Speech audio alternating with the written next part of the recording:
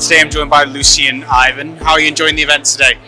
It's absolutely amazing. The energy that it gives to you, and just getting to be in touch with all these smart people. It's very interesting. Yeah, definitely. Yeah. So, what do you think has been the biggest takeaway that you've had so far? What's been the thing that's sort of the bit of advice, bit of insight that you've heard that really resonated with you? Just to keep things simple and always believe in your business case. I think this was the theme that was shared by various speakers today, and kind of checking out all of the talks today. This is pretty much what has been on people's mind. Naturally, this and AI, which is uh, right now it's basically used as an interjection by everyone. Yeah, definitely. What do you think are the limitations of AI in sort of the HR people leadership space? I don't think technology has limitations apart from the ones that we're imposing to it, because we've been at it for some time now, and you can just see in the space both companies that have tried to implement it and succeeded, and companies that tried to implement it and failed. They all have the same things in common, which is they either gave consideration or not to process reengineering. If you make your companies basically support automation by reengineering the processes, things will work. If not, things won't work, and you will have to just go back, have a couple of embarrassing decisions, and just hire back 1,000 people. Do you think it's a change management issue then, particularly with AI? Do you think people need to be prepped for using it, technology? I don't think necessarily people need to be prepped. People are ready. People are very smart. They learn fairly fast. But I think the challenge has been is people just want to get that fast deliverable without thinking about second order implications. I'm changing something because I'm automating it. Okay, does it fundamentally change the way that you're providing the service? Well, no. Maybe you should think again. What do you think is the most significant way that so far that you found that AI has impacted the people function? What has been the most useful use of it so far? I can give you our own example. We are basically able to go from 11 to 51 countries and have the same level of service just because we re-engineered all the processes to be automation first. This enabled me to give the teams that I work with, that I help with on a day-to-day basis, a space for them to apply their critical thinking into more complex tasks rather than just like processing very simple ones from A to B. Yeah, definitely. It was one of the things I wanted to ask you about actually is managing, being a people leader in a company with people stretched across different time zones, different region. How do you manage it, and how is it different from maybe, the company where people are more sort of in the same space? How do you manage it?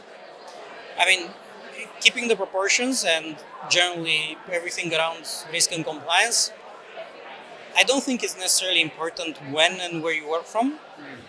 It's the output that you provide that's the key differentiator. As long as you're not creating nuisance in your coworker schedule, so you're mindful of their time, you're mindful of the team routines, you're mindful of the deliverables. Doesn't really matter where you sit and what's the time zone in which you're working. What do you think is maybe a key metric in people operations, people analytics that gets overlooked? Oh, that's a very interesting question, very deep one, and very broad one. Very much depends on what is it that you want to prioritize. If you want to prioritize efficiency, then you can surface a number of key metrics in there that are not necessarily being used right now because everyone is looking at volumes. But you should be looking at what is your contact rate, for example. Is the same question being asked over and over again? Because maybe it has a very different solution, like knowledge management. Or uh, is it that you're basically seeing, let's say, elements of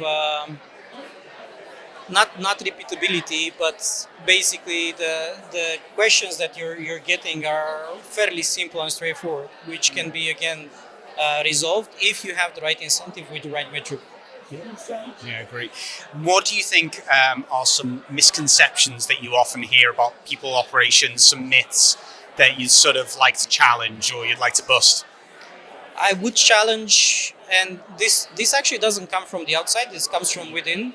I would challenge the fact that people operations need to be visible. needs to be very much like the engine in your car. If you're not overly enthusiastic and passionate about it and a fanatic about your car, you don't look at your engine. You just want a simple ride to take you from A to B in a predictable, safe way. That's it. Yeah.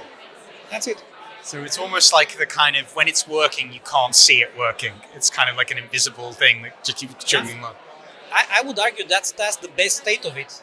Yeah. If you don't see it, if you don't know about it, it means it's working perfectly fine as intended. It's really interesting. So a kind of key business driver that isn't necessarily noticeable on the surface. Yeah, that's really interesting.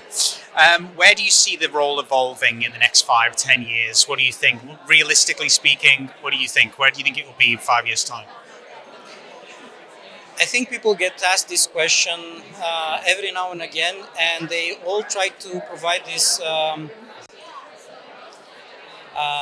insightful response that's in line with the trends. If you look at interviews that were asking these questions probably 10 years ago, they would still reference technology as being the key thing.